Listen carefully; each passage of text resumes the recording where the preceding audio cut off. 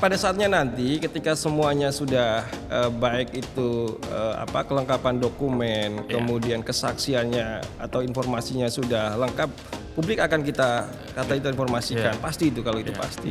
Itu yang saya sebut LPSK ini harus menjadi rumah bagi para terlindung, para pencari keadilan gitu. Kalau kita bekerja harus taruh hati kita di situ. Nah, kalau kita naruh hati kita di sana, kita akan bekerja ikhlas.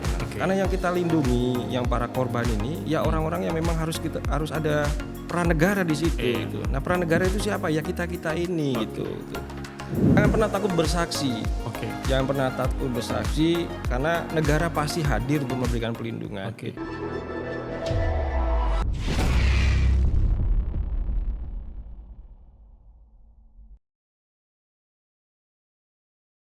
Assalamualaikum warahmatullahi wabarakatuh. Kembali lagi di podcast garsospol.id. Hari ini kita sudah kedatangan bintang tamu yang luar biasa. Dan ini kabarnya baru dilantik oleh Presiden. Kita sudah kedatangan bintang tamu Mas Wawan Fahrudin. Benar ya Mas? Siap. Mas Wawan Fahrudin ini adalah Komisioner LPSK, Lembaga Perlindungan Saksi dan Korban. Baru 3 hari atau 4 hari Mas? 1 bulan genap. Oh, genap 1 bulan. Oh ya, baru genap 1 bulan dilantik oleh Bapak Presiden Joko Widodo sebagai Komisioner LPSK. Selamat Mas Wawan. Terima kasih. Insya Allah amanah dalam 5 tahun ya Mas? Insya Allah. 2024-2029. Ya. Nah, ngomongin soal LPSK nih, kita sebenarnya publik nih Mas. Kalau kita bicara LPSK, mungkin publik banyak yang belum tahu mungkin. Dan banyak publik yang belum mengerti informasi terkait LPSK. Mungkin Mas Wawan boleh diceritakan sedikit Mas kepada kawan-kawan misalnya nanti apa sih Mas fungsi, kemudian juga wewenang dan juga ya masyarakat perlu untuk apa sih ke LPSK gitu Mas. Mungkin bisa dijelaskan Mas Wawan. Ya, terima kasih Mas Wanul Mas Wanul atas undangannya. Jadi saya bahagia hari ini diminta untuk datang di podcast ini untuk bisa menjelaskan apa itu LPSK ke publik ya. Karena mungkin juga sedikit banyak publik belum banyak mengenal apa itu Lembaga Perlindungan Saksi dan Korban. Jadi Lembaga Perlindungan Saksi dan Korban ini lahir karena amanah Undang-Undang 13 tahun 2006 kalau saya nggak salah ingat ya. Kemudian diubah jadi Undang-Undang 31 2014. Kita ini lembaga non-struktural yang diberikan kewenangan untuk bisa memberikan perlindungan terhadap saksi dan korban tindak pidana. Itu. Tindak pidana ya Mas? Hanya khusus tindak pidana. Itu pun yang kita sebut tindak pidana tertentu gitu. Jadi kalau kita bicara saksi dan korban ini Mas Wanul, sayangnya di dalam konstruksi hukum pidana kita di KUHP maupun KUHP, hak-hak saksi dan korban ini relatif belum banyak disebut di dalam KUHP ataupun KUHP gitu ya. Jadi lebih banyak hak pelaku atau terpidana saja yang banyak disebut di dalam KUHP maupun KUHP gitu. Jadi yang disebut tindak pidana tertentu itu Mas, kita punya kewenangan untuk melindungi hak-hak saksi maupun korban. Sebetulnya bukan hanya saksi maupun korban, tapi juga ada korban, kemudian ada saksi pelaku, pelapor, kemudian bahkan ahli yang kemudian merasa terancam jiwanya karena kesaksiannya, kita bisa memberikan pelindungan gitu. Ya. Jadi tadi yang saya sampaikan di awal Mas Wanul itu kalau ada 10 tindak pidana yang kita bisa berikan hak pelindungan kepada korban maupun saksinya. Yaitu pertama kaitannya sama tindak pidana di pelanggaran HAM berat. PHB ya Mas? PHB. Nah PHB ini banyak dari mulai PHB 65, kemudian kasus Talang Sari dan lain sebagainya lah. Sampai hari ini masih banyak sekali korban maupun saksinya. Terus yang kedua tindak pidananya terkait dengan TPPO atau tindak pidana perdagangan orang. Ini juga termasuk permohonan yang cukup besar yang datang ke LPSK. Kemudian ada TPPU atau pencucian uang, biasanya kaitannya dengan korupsi di dalamnya. Kemudian ada tindak pidana kekerasan, baik kekerasan seksual maupun kekerasan anak, seksual terhadap anak. Ini juga ironisnya juga sangat besar permohonannya masuk ke kita. Lagi tinggi ya Mas? Sangat tinggi sekali. di dalam satu mekanisme yang kita sebut SMPL itu kita lakukan 1 minggu 2 kali. Itu sidang mahkamah pimpinan lembaga. Itu untuk bisa menilai permohonan ini layak kita setuju apa enggak gitu. Kekerasan seksual ini termasuk yang 2 terbesar di dalam setiap sidang mahkamah itu. Berarti nomor 2 yang sering disidangkan di LPSK. Betul, permohonannya paling banyak. Permohonannya paling banyak gitu. Nah, selanjutnya yang kita tangani juga terkait dengan penganiayaan. Penganiayaan berat. Nah, kalau saya pakai simbol ini, simbol pita hitam ini saya tanya tadi kita pita hitam ini sebetulnya kita lagi menjelang bulan anti penganiayaan gitu. Jadi tanggal 26 Juni itu ada konvensi internasional yang ada calling internasional terkait dengan anti kekerasan, anti penganiayaan gitu. Kira-kira gitu Mas Wanu. Menarik nih sebenarnya. Tadi sudah dijelaskan oleh Mas Wawan, ada banyak sebenarnya yang bisa ditangani oleh LPSK. Dan mungkin bagi masyarakat, bagi publik yang hari ini belum mengetahui informasi itu, sangat terbuka ya Mas, LPSK sangat terbuka untuk menerima setiap bentuk laporan. Nah, saya tertarik sama satu isu ini Mas sebenarnya. Sebenarnya banyak isu yang pengen saya tanyakan, cuman satu-satu kita bedah. Ngomongin soal penganiayaan dan kekerasan sebenarnya. Apa sih Mas yang secara kacamata Mas Wawan dan secara kacamata lembaga LPSK, apa sih yang membedakan antara penganiayaan dan juga kekerasan? Karena contoh misalnya kalau kita bicara soal penganiayaan kan gitu. Apakah bullying masuk kategori penganiayaan, Mas? Masuk, ya. Kasus bullying juga banyak. Bullying di pesantren, lembaga pendidikan itu sangat-sangat banyak. Bahkan seringkali korbannya itu bukan hanya mengalami cacat, tapi juga meninggal dunia gitu. Nah, bullying termasuk salah satu permohonan yang banyak masuk ke LPSK gitu. Nah, kemudian yang KDRT, KDRT juga salah satu yang kita tangani. Kemudian yang penganiayaan itu yang paling fenomenal itu dulu terkait dengan yang rumah kerangkeng itu Mas, yang ada di Langkat ya. Langkat. Nah, itu juga korbannya kita tangani gitu. Itu masuk kategori penganiayaan, Mas? Penganiayaan, betul. Nah, sama yang ini kasus yang dialami kekerasan Mario Dendi masih ingat ya. Nah, itu kita tangani juga gitu. Nah, tadi Mas Wawan juga nyebutin soal kekerasan seksual atau pelecehan seksual yang masuk ke nomor 2 pelaporannya terbanyak. Nah, itu sejauh ini Mas Wawan melihatnya apa sih yang menjadi sumber masalahnya? Dan kalau kita lihat dan kita baca, banyak yang akhirnya korban untuk malu katakanlah untuk melaporkan tindakan yang dialaminya. Itu apa sih yang Mas menjadi tantangan terbesarnya Mas? Betul, jadi gini, saya perlu sampaikan dulu Mas. Jadi kalau tahun 2022 itu ada 7.777 permohonan yang masuk ke LPSK dari seluruh Indonesia. 7.777. Ya, hampir 8.000 lah ya kita taruh gitu. Memang angka ini cukup menurun meskipun nggak banyak ya. Di tahun ini nih ada 7.645 pengaduan. Gitu. Maksudnya memang dalam sisi kuantitas memang menurun, tapi kan nggak signifikan juga. Artinya ini masih jadi warning juga bagi para pelaku tindak pidana juga gitu. Nah, yang tadi ditanyakan Mas Wanul itu bagaimana kita bisa melindungi identitas dari para korban gitu ya. Jadi kita juga punya psikolog Mas. Kita kalau misalnya ada satu kasus gitu. Kemudian lapor ke kita, kemudian kita melakukan pendalaman. Pendalaman kita dampingi oleh psikolog. Jadi kita gini Mas, jadi ada beberapa hak yang bisa dimiliki oleh korban maupun saksi itu. Pertama, mereka bisa punya hak prosedural namanya, pemenuhan hak prosedural. Jadi mereka juga bisa kita berikan pendamping hukum gitu kalau mereka nggak punya kuasa hukum. Atau kalau misalnya mereka terancam jiwanya, kita punya rumah aman Mas. Rumahnya aman, terus kemudian kita lindungi, kita punya ada 50 bantuan dari kepolisian yang setiap saat bisa kita perbantukan untuk melindungi mereka. Kalau mereka terancam jiwanya gitu.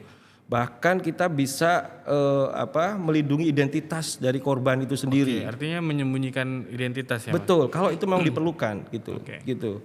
Ya, kemudian kalau memang dia kemudian mengalami luka kemudian atas penganiayaan itu kita punya bantuan medis. Bantuan medis reguler maupun bantuan medis yang kita kerjasamakan dengan BPJS gitu. Bahkan kita misalnya dia punya misalnya mereka mengalami gangguan kejiwaan gitu. Kita dampingi dengan psikolog-psikolog gitu. Berarti memang peranan LPSK ini bukan hanya sebatas menjamin yang sifatnya mereka dari ancaman pelaku katakanlah seperti itu, tapi juga bentuk seperti perlindungan psikologis, perlindungan kesehatan. Betul. Nah, sebenarnya kalau kita baca mengenai LPSK ini ada satu, sekarang udah jadi 2 berita Mas. Ada yang isu yang akhirnya mendorong LPSK memiliki atensi publik yang cukup besar. Yang mana pada saat itu ketika kasus Ferdy Sambo ya Mas. Kasus Ferdy Sambo, kemudian baru-baru ini juga akhirnya muncul lagi setelah 8 tahun kasus Vina di Cirebon. Nah itu sejauh mana sih Mas kita pengen dengar intervensi dan bentuk advokasi yang dilakukan oleh bapak-bapak yang ada di LPSK dan bagaimana LPSK ini bisa menjelaskan ke publik agar tidak terjadi kesimpang siuran karena banyak di sosial media Mas. Kan ini tantangan juga kan. Betul, ada yang bilang kalau kita di sosmed itu bukan itu korbannya. Ternyata korbannya kan ciri-cirinya yang dikeluarkan oleh pihak kepolisian bentuk fisiknya seperti ini. Nah itu sejauh mana sih Mas peranan LPSK dalam kasus-kasus itu Mas? Jadi gini Mas Wanu, jadi kita itu ada 2 mekanisme Mas terhadap penyelesaian hak-hak korban maupun saksi itu. Pertama adalah lewat mekanisme permohonan. Kita punya banyak kanal ya, baik itu laporan langsung, lewat surat, lewat WA, macam-macam lah kita punya itu. Artinya kita mempermudah mereka untuk bisa melakukan permohonan. Terus yang kedua, kita punya mekanisme proaktif. Nah, kenapa kemudian ada mekanisme proaktif? Ini biasanya ada kasus-kasus besar yang publik itu ada atensi. Nah, termasuk kasus Vina ini sebetulnya jadi atensi karena sebetulnya waktu kami membacakan sumpah di depan presiden itu kami juga mengikuti tweetnya presiden ya. Kemudian ada retweet yang kemudian meminta atensi terhadap kasus itu. Nah kemudian dari 7 pimpinan LPSK kemudian menyepakati bahwa ini dijadikan kasus proaktif. Kira-kira begitu ya. Nah setelah itu tanggal 21 Mei kita sudah melakukan pendalaman informasi. Kita koordinasi dengan Polda Jabar, Polres Cirebon gitu ya. Kita datangi keluarga korban, keluarga dari pelaku gitu ya, terduga pelaku bahkan yang terpidana sekarang ini gitu. Sehingga sekarang ini sudah ada 10 pemohon yang sudah masuk ke LPSK untuk menjadi saksi. Untuk minta perlindungan. Minta perlindungan. Perlindungan saksi. Betul. Bisa mereka itu korban, mereka juga saksi gitu. Ya, kira-kira gitu. Mas, monggo minum dulu. Siap. Jadi tegang ini, ya. Iya. Serius banget ini. Padahal kita rencananya mau ngomongnya santai gitu. Iya. Karena gini Mas, kita kan juga mengikuti kan gitu beberapa, pokoknya 2 bulan belakangan inilah gitu. Dan publik sangat mengapresiasi ketika kasus Ferdy Sambo, yang mana LPSK akhirnya memberikan perlindungan kepada si Eliezer. Nah, apakah hal serupa akan mungkin terjadi Mas di kasus Vina Cirebon? Bisa akan jadi, tapi kan ini masih proses pendalaman ya Mas. Jadi kita masih dalam tahap asesmen psikologis dari para terlindung. Kita sebutnya para terlindung lah ya, karena saya juga tidak mau menyebutkan apakah mereka itu saksi atau itu korban gitu ya, karena kita masih dalam tahapan untuk merahasiakan identitasnya mereka gitu. Ini kembali lagi ini demi keamanan mereka juga gitu. Nah, tapi yang perlu diperhatikan Mas Wanul, ini kan kasus yang cukup lama ya, 8 tahun lalu. Kemudian ingatan para terlindung ini juga mungkin juga sudah nggak terlalu jelas ya, apa ini betul apa enggak segala macam gitu. Nah, terus kemudian ada beberapa terlindung itu kemudian karena situasi mereka sekarang ini pindah rumah itu karena situasi 2016 waktu itu gitu. Nah, kita juga menemukan fakta bahwa kesaksian dari terlindung ini inkonsisten. Baik pernyataan dirinya maupun pernyataan dari para terlindung yang satu dengan yang lain gitu. Tidak komprehensif. Iya, jadi mereka itu kadang pagi ini kesaksiannya seperti ini, kemudian nanti sore berubah lagi, besok akan berubah lagi gitu. Itu menyulitkan LPSK ya Mas? Itu sangat menyulitkan kami gitu. Apalagi ini kan kemudian tidak saling berkaitan satu sama yang lain gitu. Nah kita lagi mencari benang merah ini nih. Nah yang bisa kita lakukan adalah kita menggunakan psikolog tadi Mas, untuk mengetes pernyataan kebenarannya, kesaksian ataupun informasinya gitu. Oleh karena itu kita cukup berhati-hati terhadap kasus Vina ini Mas gitu. Oke. Ini buat teman-teman di sana mohon bersabar nih buat netizen. Stop menyebar. Ini tantangan juga kan Mas. Akhirnya LPSK akhirnya juga turun tangan. Nah, tugas kita sebagai pengguna sosial media untuk lebih bijaksana ya Mas. Ya, betul. Untuk lebih bijaksana supaya situasi ini jangan semakin riuh, semakin Jadi gini kacau. Mas Wanul juga ada juga beberapa terlindung itu merasa terganggu dengan berbagai pemberitaan sekarang ini gitu. Jadi bukan hanya terancam ya, tapi terganggu gitu. Nah, ini kehidupannya terganggu, aktivitas kesehariannya terganggu. Nah, ini kemudian juga ada yang membuat mereka itu memberikan informasi yang inkonsisten juga gitu. Jadi pengaruh juga. Merasa terganggu dari sosial media.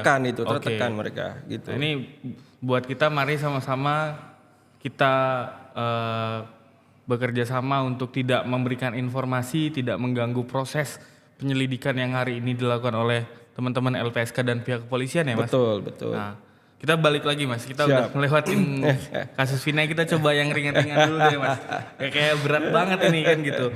Nah, tapi ginilah, pada saatnya nanti ketika semuanya sudah baik itu kelengkapan dokumen, kemudian kesaksiannya atau informasinya sudah lengkap, publik akan kita informasikan, pasti itu kalau itu pasti. Kalau kemarin kan kita hanya bisa menginformasikan sampai tanggal 10 Juni ada 10 terlindung gitu yang meminta permohonan ke LPSK. Itu langkah yang sudah sangat progresif ya Mas dari kesimpang siuran yang hari ini terjadi. Semoga publik itu melihat ini langkah progresif. Nah, balik ke LPSK nih Mas. Ini Mas Wawan baru 1 bulan ya Mas? 1 bulan. 1 bulan dan kita udah riset nih Mas. Mas Wawan sempat menyampaikan di keterangan pers bahwa Mas Wawan ingin membawa LPSK harus menjadi rumah berlindung bagi para pencari keadilan. Itu apa sih Mas? Apa yang melatar belakangi Mas Wawan untuk mengeluarkan semangat itu Mas? Iya. Jadi gini Mas, pencari keadilan itu kan bukan hanya di Jakarta ya, dan pelaku tidak pidana itu kan bisa di mana saja gitu. Nah, karena kita punya berbagai macam keterbatasan, baik itu keterbatasan sarana prasarana, kita masih punya hanya 2 kantor perwakilan daerah Mas sekarang ini di Jogja. Dari 38 provinsi. Betul. Meskipun di Undang-Undang 31 2014 itu diberikan kewenangan kita untuk membuat kantor perwakilan gitu. Ini memang tantangan kita ke depan. Kita baru punya 2 kantor perwakilan di Jogja sama di Medan. Nah, tahun ini kita lagi mau akan kembangkan itu di Jawa Tengah, Jawa Timur dan NTT. Pertimbangannya karena banyak kasus tindak pidana di sana tentunya. NTT banyak TPPO terutama untuk pekerja migran ya misalnya begitu, dan karena 2 daerah Jawa ini juga sama tindak pidananya cukup tinggi juga gitu. Nah, saya juga secara pribadi saya mengusulkan karakter konstruksi kelembagaan perwakilan ke depan itu menurut saya ada 3 atau 2 parameter Mas. Satu dilihat dari tingkat tidak pidana di daerah itu yang cukup tinggi. Ya, terus yang kedua itu kaitannya dengan wilayah-wilayah afirmasi gitu. Misal afirmasi itu begini. Misalnya kaitannya dengan pelanggaran HAM berat gitu ya. Kita mungkin bisa konsentrasikan di Aceh, kemudian di Papua gitu. Itu kan yang hari ini publik itu masih sering berkonflik dengan hukum ya masyarakatnya, baik itu dengan aparat dan lain sebagainya lah. Nah, yang kemudian yang ketiga parameternya itu daerah-daerah perbatasan Mas. Daerah perbatasan baik itu perbatasan laut maupun PLBN, pos lintas batas negara itu, ini juga penting ada kantor LPSK di sana karena banyak persoalan pekerja migran itu di perbatasan itu tadi gitu yang lintas batas. Perdagangan orang, TPPO kan. Nah itu yang saya pribadi usulkan ke pimpinan yang lain. Nanti kita mau mengembangkan kantor perwakilan, hal-hal ini cukup diperhatikan, harus diperhatikan gitu. Itu yang saya sebut LPSK ini harus menjadi rumah bagi para terlindung, para pencari keadilan gitu. Nah ini memang tantangan kita ke depan ya, terkait dengan infrastruktur, sarana prasarana, SDM dan anggaran. Ini masalah klise lah gitu. Ini kan butuh komitmen ya. Nah itulah kira-kira sebagai, kalau saya ini pribadi nih Mas Wanul, saya ini kan kalau saya sebut nih saya dengan guyon dengan teman-teman pimpinan yang lain, saya ini double minority Mas. Kenapa gitu Mas? Pertama ini saya paling muda. Dari 7 komisioner ini saya paling muda. Terus yang kedua minoritinya itu saya satu-satunya yang bukan orang sarjana hukum.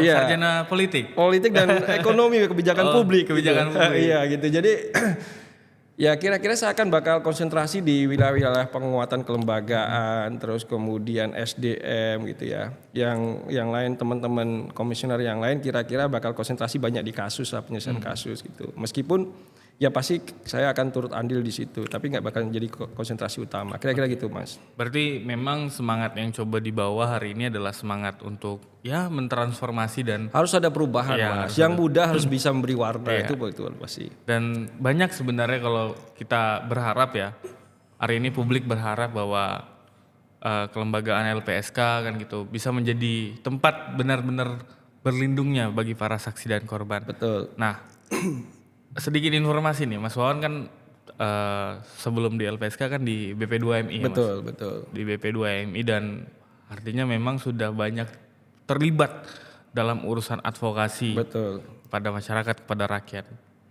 Kira-kira Mas, apa sih Mas yang menjadi, ini buat bagi para teman-teman yang hari ini sedang berjuang di dunia advokasi ya, apa sih Mas yang menjadi tantangan Mas ketika kita terjun ke dunia advokasi? Iya. Pertama gini Mas Wanu, pengalaman saya ya selama di dunia pembela kemanusiaan lah, advokasi itu, memang harus dari awal kita niatkan sebagai ibadah Mas. Gak bisa kita misalnya, mohon maaf lah dengan segala hormat itu, kita gak bisa berorientasi ekonomi di situ. Salah kalau kita melakukan itu gitu. Makanya saya sering sampaikan, waktu saya di BP2MI maupun sekarang ini di LPSK ya, kalau kita bekerja harus taruh hati kita di situ. Nah kalau kita naruh hati kita di sana, kita akan bekerja ikhlas karena yang kita lindungi, yang para korban ini, ya orang-orang yang memang harus ada peran negara di situ. Gitu. Nah peran negara itu siapa? Ya kita ini gitu.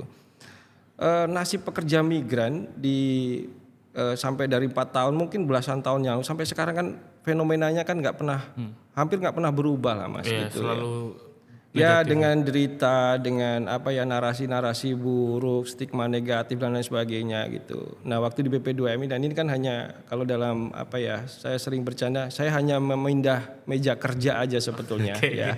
Hanya mindah kerja aja. Apa yang saya lakukan 4 tahun lalu di BP2MI, mungkin 5 tahun ke depan akan saya lakukan hal yang sama di LPSK gitu. Nah ini kalau boleh ya sedikit berpesan lagi nih Mas, dan mungkin harapannya Mas Wawan lah untuk mengajak publik terkait LPSK. Apa sih Mas yang coba Mas Wawan tawarkan misalnya kepada masyarakat ya supaya ya bagaimana LPSK bisa semakin dekat lah ke masyarakat. Pasti hibuannya gini Mas Wanul ya, jangan pernah takut bersaksi. Jangan pernah takut bersaksi karena negara pasti hadir untuk memberikan perlindungan gitu. Dan itu udah dijamin dalam undang-undang ya Mas? Betul. Bahkan kalau memang kan begini Mas, kita itu bisa memberikan perlindungan kepada siapapun sepanjang dia itu bukan pelaku utama tindak pidana. Gitu. Yang kita harapkan itu misalnya ada saksi pelaku misalnya, dia itu sebetulnya terlibat di dalam tindak pidana itu, tapi dia punya itikat baik bekerja sama dengan penegak hukum untuk bisa mengungkapkan kasus-kasus besar gitu.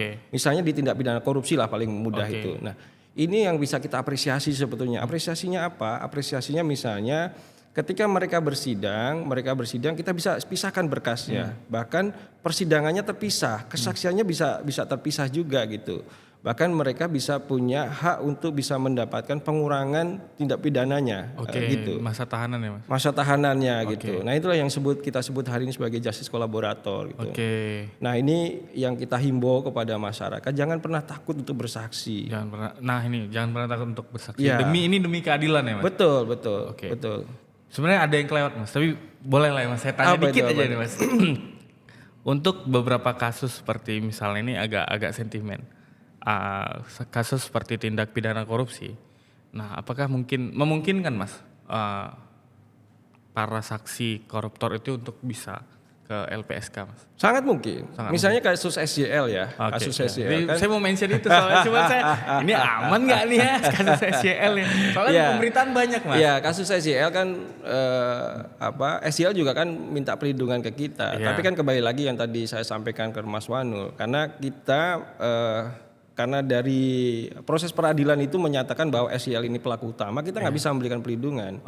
Tapi saksi pelaku misalnya di situ ada drivernya, terus kemudian ADC-nya, siapapun lah yang pernah di dalam proses pidana itu terlibat gitu ya.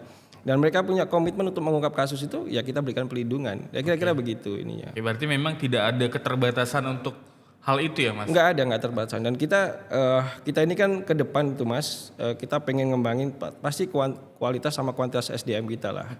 Kita masih sekarang ini mungkin hanya sekitar 200 ya ASN pendukung ya, dengan dibantu aparat Polri ada 50 itu. Di 250 ya Mas? 250 gitu. Itu kan sangat tidak cukup ya dengan luas geografis Indonesia yang segitu luasnya, penduduk yang segitu banyaknya, dengan kantor perwakilan cuma 2 gitu ya. Itu sangat impossible sebetulnya. Makanya dengan berbagai kasus ya Mas? Iya, dengan berbagai macam kasus yang luar biasa gitu ya. Jadi kalau di dalam sidang mahkamah pimpinan itu yang seminggu 2 kali itu rata-rata kita di atas 40 Mas, satu hari kita harus putuskan. Satu hari 40 kasus Mas? Iya, kita harus putuskan itu hak-haknya mereka gitu. Makanya kan kalau itu sebelum masuk ke tahapan persidangan ya? Iya, jadi gini, kalau ada misalnya ada permohonan, kita permohonan nanti ditindaklanjuti teman-teman dari tenaga ahli, ada case manager, terus dibantu sama ASN, mereka akan turun ke lapangan. Melakukan pendalaman, mencari investigasi, mencari informasi gitu ya. Nah, setelah itu mereka membuat risalah Mas. Nah, membuat risalah dari tenaga ahli itu kemudian mempresentasikan ke kita.